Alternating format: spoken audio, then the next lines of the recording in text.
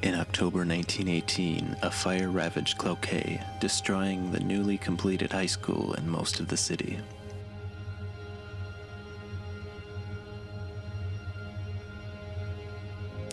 Built partially from the charred bricks of its predecessor, the new Cloquet High School was completed in 1921.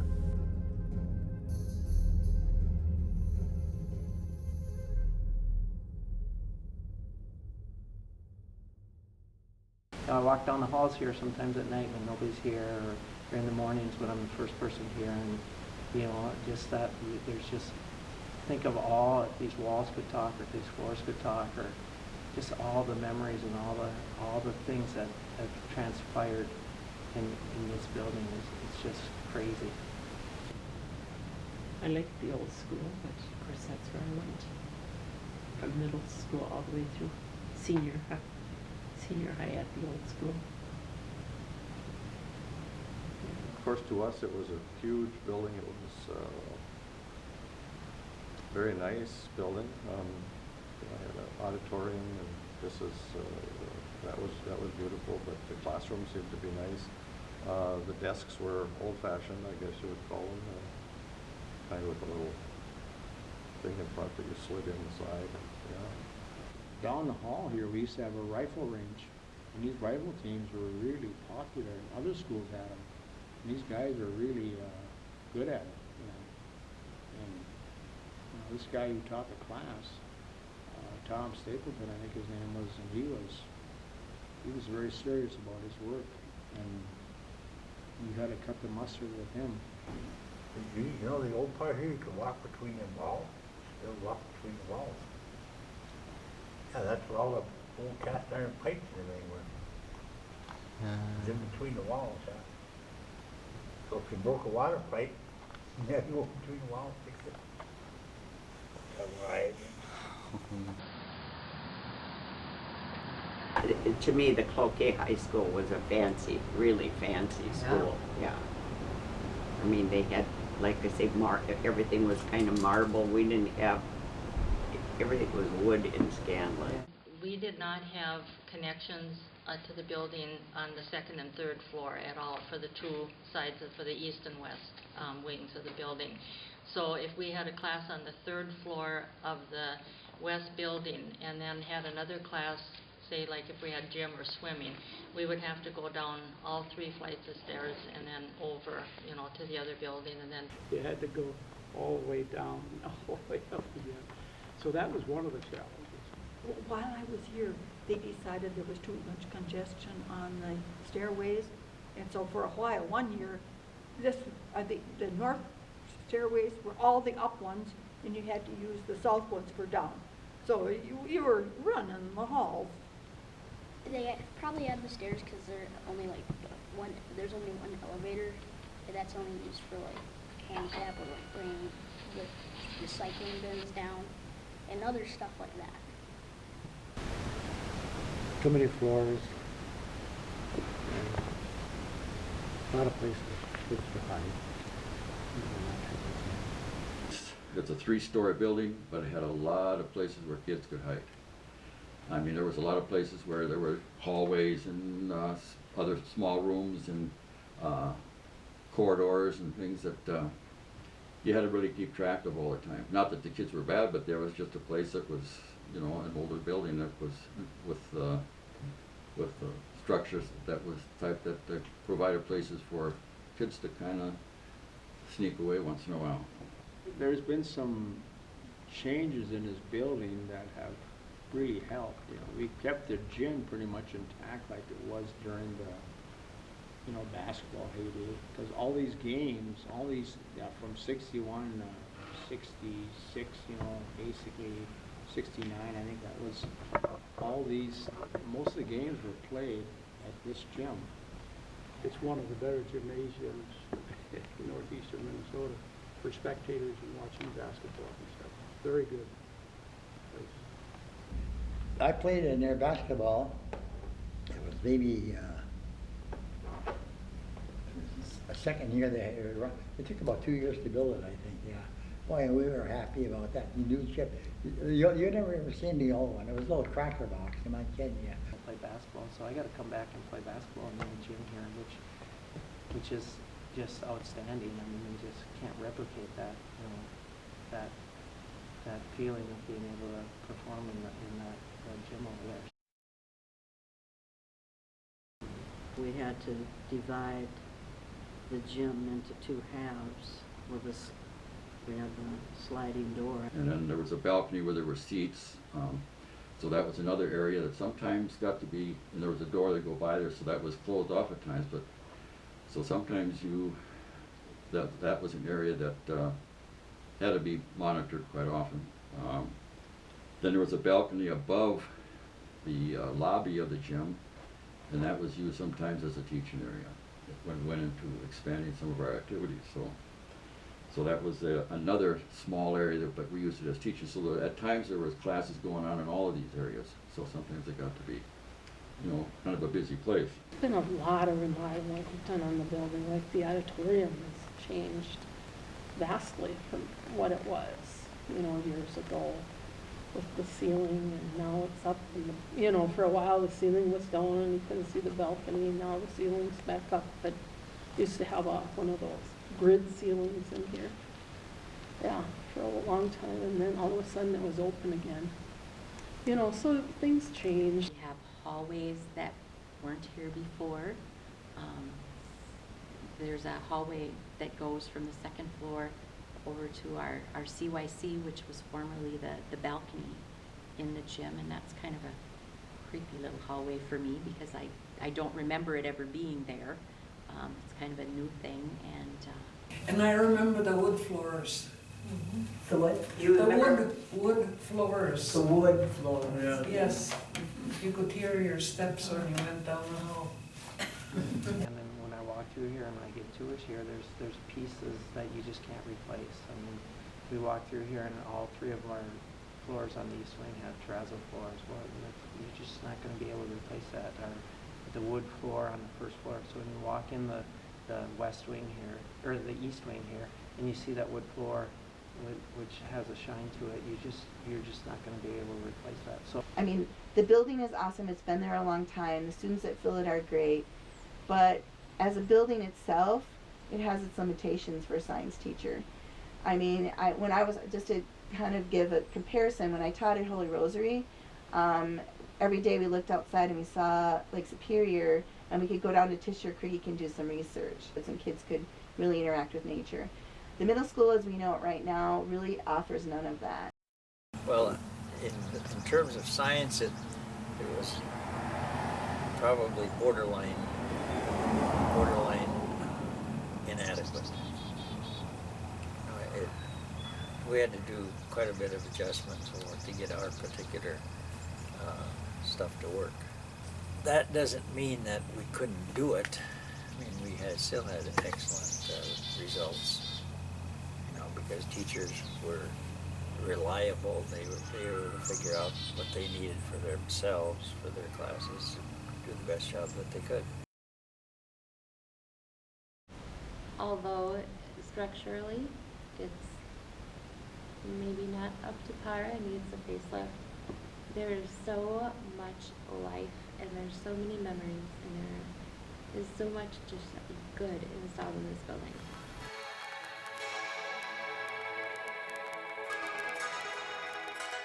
Just shortly before Labor Day, we would get a postcard in the mail, and it would have our first room, the room number that we'd report to for first hour, and then our locker number.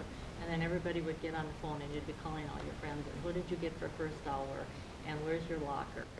I might have hung out in the band room. Go practice something so that I can do it a little better tomorrow.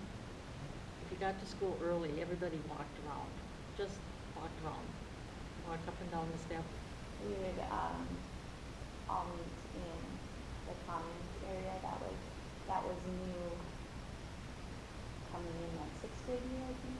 Of course, after 3 years, we came over to this school. Otherwise, we were pretty much separated from they didn't want us to be mixing with the high school students. And so we didn't come to this part of the building until we actually got out of middle school.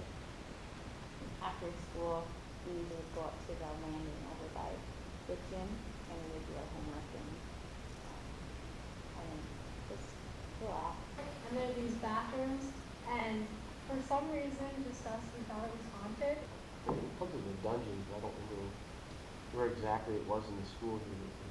People would always be not scared to go down there, but it was kind of like going into a dark area, like, you know, kind of a little bit, not worried, I guess, but just get off. I was trying to freak each other out. There's red lockers over by the cafeteria that you can fit a person into, so we would, you know, jokingly grab someone and put them in the locker. It was always someone that we knew, and then they would just laugh, and it was awesome. Like in lunch, we like discussed sciencey things, like something like fantasy, like video games, like theories and stuff like that. Just a lot of arguing in general at our table. One of the things I think about, I just thought of this the other day, was going to school at high school was gathering in the bathrooms. All the girls are in the bathroom and everybody's putting their makeup on, makeup, that was the only, lipstick was the only makeup I think we had, and combing our hair, and there's all of these girls from the bigger grades that are talking about dating and who went out with who the night before and all this sort of stuff. It was just a real big gossip session, and that was always fun. I didn't ask one of the boys. In middle school? No. Oh, you'd have your crushes, you know. I think sitting one here, you know. Right now. I think the girls were more doing the asking than the boys. You know, you write the notes and you explain the stuff, and then you check yes, no, or maybe. I remember the middle school floors being full of notes that we used to pass. You know, instead of all this texting, it was always the notes that you would fold into little triangles and flip them over to the person that you wanted to talk to during class, or the boy that you wanted to ask out. After the football games, basketball games, we all got together at somebody's house, made pizza, and listened to music and monkeyed around, and then we usually stayed overnight at somebody's house too. We always had a good time. Socially, probably you kind of stuck with, for at least 7th grade, until you really got to know other kids, you kind of stuck with the kids from your own school. You know, like when I was in 7th grade, even though I moved to Cloquet, all my close friends were my Scanlon school friends that I'd been to school with for 6 years. Their own friendships, like the West End kids would hang out with the West End kids. We kind of did things together, like dry night, and go to the library and cram for our tests, and go to movies and go to the plays if they were playing. And the dry night was a dance. And there was something on Tuesday nights too, but I can't remember, canteen. Canteen. You play ping pong. Yes, on Tuesday evenings. The guys walking the girls home after dry night or canteen. And I lived on Sunnyside and it was a long trek. So we didn't get boys very often. We kind of hung out at A&W. That's where we go have a root beer float or a pony or whatever. And we had the car hops that come out and service right in the cars. Like after football games or something like that, there was Jim's Hamburger and the Cone Island and Bridgman's. And of course, that's where all the cute girls worked, and so everybody loved ice cream. So anyway, so you would go there and, you know, and take your time ordering and whatever, and, you know, enjoying the ice cream, so. The Cloquet Theater, you know, that was a popular place on weekends, other than for sporting events. And Cloquet had a lot of shopping back there, back in those days. I mean, Cloquet Avenue was all kinds of stores. I don't know if kids had part-time jobs like they do nowadays, you know. We didn't have all these fast food joints, so that was another thing, you know. I mean, kids didn't work. Maybe they worked on the farm, or maybe they worked for their father, or maybe they had chores. I mean, there was stuff to do at home. Every day when I come out, I live in Second Avenue, there was a lake down there. And I was always hoping it was free so you go skating, you know. But there, geez, it was a bad year, stay warm. The skating rinks were full of kids, and at both skating rinks there was jukeboxes, so we would skate to music, all the old 50s and 60s rock music. We'd play, games on the ice. We went sliding and skating and stuff like that, yeah. And had flying saucers, they were called, we spent time outside. We used to skate. We had a swamp down below our house where we first lived, where I was born. And there was a pond, we called it Duck's Pond, but it was, it was boarded off, and we'd go with skates down there. And one time we had a hole in the corner and I fell in. But we used to come into town and go skating on the rinks too. That was fun. Well, that was our life, was school, sports, and girls, I guess. And for the girls, it was the guys.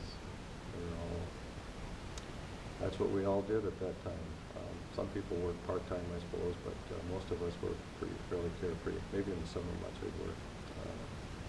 But it was an ideal time. They didn't have any responsibilities other than to keep yourself in good shape and not get into trouble. More than a decade had passed since the high school's construction. Completed in 1938, the new gym was one of the best in the region. Along with athletic space, the addition provided a spacious cafeteria.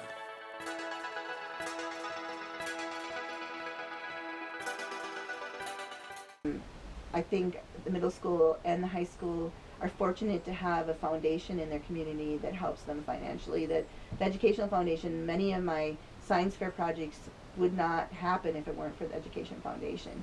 The thing I like about that foundation is that the money doesn't just go for scholarships. It goes for all students. Teachers can ask for monies, and it can be like for myself. I wanted to start the CAB program, so our department didn't have the money for it, and the foundation gave us money to start that program, and it became a success. Otherwise, it wouldn't have probably ever started because we didn't have the money for equipment and software. I think, years ago, they would not hire a Cloquet person. There was a time when it was like, oh, no way, And I think now we're seeing more of that, and I think it's good for the most part. I think that it gives people more a sense of community when they grew up here.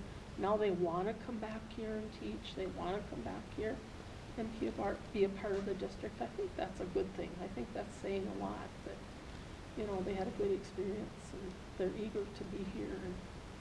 Some of us have chosen to either stay in Cloquet, raise our families and stay here because it's a great place to be, a great place to raise kids. Others of us have come and gone, started school here, went off and ended up coming back to finish their career in Cloquet. I think it's a really great testament of the educational system, and Cloquet as a community. Who your principals are and how out in the community they are. I think that some are really out there and they're doing things with kids and that, and I think people like that. They like to see them out and about. Well, as a principal, I was accessible. We would have parents come in on a regular basis, invite parents come in. We would have parent advisory groups where they would come in, and we tried to create an environment where they knew me and they knew the school and they could come and talk, and I think we created that environment. Cloquet is just a great district, and the teachers are great, and I think they do a really good job, and there's a lot of good students and good families here. So one of the reasons we didn't want to stay in the Twin Cities where we lived when we started our family was because we didn't want to raise our kids in a metro district. We wanted to be in a community where people knew one another, where, you know, everyone knows what's going on with your kids, so they'll tell you if they were out doing something that maybe they shouldn't have been. And just because there's that sense of community, and you know, it just feels good to raise your kids in a place where you know they are noticed and they feel a sense of belonging. So, Of course, there, as far as crime and that, you know, we didn't worry about walking home all by ourselves at midnight from Cloquet. That, you know, that you didn't think anything of it. We used to hitchhike too. Yeah, we hitchhiked. Can you We'd go imagine? down on Highway 45 and hitchhike to Cloquet sometime when we didn't feel like it. We didn't know the people we got in the car with. Nah. We have a number of kids that qualify as homeless under the federal guidelines. People don't understand that, but there are homeless. We have a home school or a homeless coordinator now. Most people don't even know that, but that we have to keep track of those kids. Back then, the Native American were kind of low on a totem pole, so you kind of had to take the scuff from the other population. Oh, it's like any minority, you know, back in the 60s, the colored or whatever. You white guys are the number one and we're the number 4. You know, that's about the way it is. When we went to school, the family units were a little bit different. Of the kids that I went to school with, everybody had their mom and dad and their brother and sister. And that just happened to be the group that I ran with. When I became a teacher, I found that that wasn't so for everybody. I think that my eyes were opened much more to the vast differences in families, and everybody has a family, but everybody's family is a little bit different, the makeup of that family. And for me, that was kind of a little bit of an eye-opener, because we had the nuclear family when I was growing up. People can be proud of Cloquet. Yeah, it has its ups and its downs. I think we got quite a few more ups than we do anything else. So it's a great community, and people are always trying to improve the community. And we're very fortunate to have a community like this in an educational system. Education is the most important.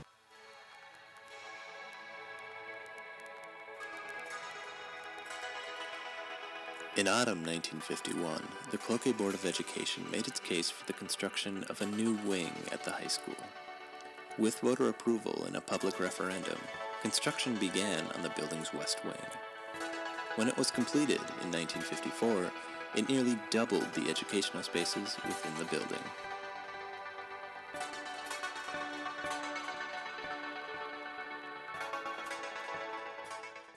When I came here, there were like 7 women in this building, and all the rest were men.